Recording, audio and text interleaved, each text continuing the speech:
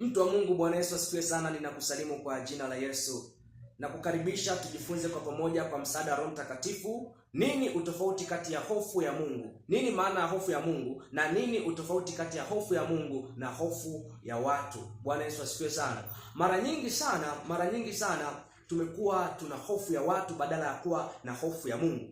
Hofu ya Mungu ni pale ambapo hata tukiwa gizani, tukiwa peke yetu, tunafanya yale ambayo Mungu anataka tuyafanye, na tunakataa kwa gharama zote kuyafanya yale yote ambayo Mungu hataki tuyafanye. Bwana Yesu asifiwe. Lakini hofu ya watu ni pale ambapo kwa sababu watu wanatuona hatufanyi mambo mabaya au mambo maovu, lakini kwa sababu tuko sirini, hakuna mtu anayetuona, hakuna watu wanaotutazama, basi tunafanya mambo ambayo hayampendezi Mungu. Hiyo inathibitisha kwamba tuna hofu ya watu, lakini sio hofu ya Mungu ambaye ametuumba sisi na anayetuagiza.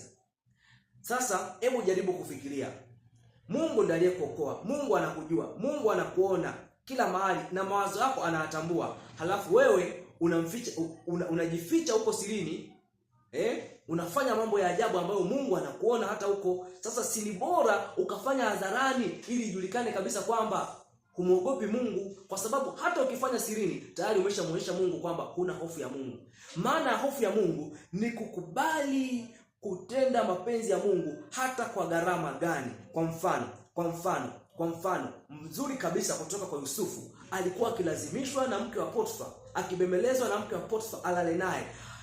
Alikuwa na uwezo wa kufanya hivyo kwa sababu bwana wake alikuwa na mambo mengi, alikuwa yuko busy, alikuwa na safari, alikuwa na uwezo wa kufanya hivyo, lakini alichagua kutokufanya. Unaweza ukaona kwamba una uwezo wa kufanya hivyo na unashawishiwa na unajua yule ni mwanamke.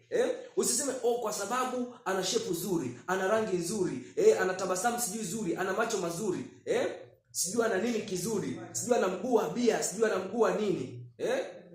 Usiseme sababu, usitafute sababu. Yani zuia hicho kitu kwa gharama zote. Hiyo ndio inathibitisha hofu ya Mungu. Maana yake hofu ya Mungu ni kukataa kuyafanya mambo ambayo Mungu amekukataza kuyafanya pale ambapo hakuna mtu anakuona, upo gizani, upo sirini. Kukataa kutazama zile picha chafu, zile video za ambapo hakuna mtu anakuona. Hiyo ndio hofu ya Mungu. Hofu ya Mungu ukiwa sirini unafanya mambo mabaya, lakini hadharani ndio unajifanya mtakatifu. Maana yake wewe una hofu ya watu na sio hofu ya Mungu.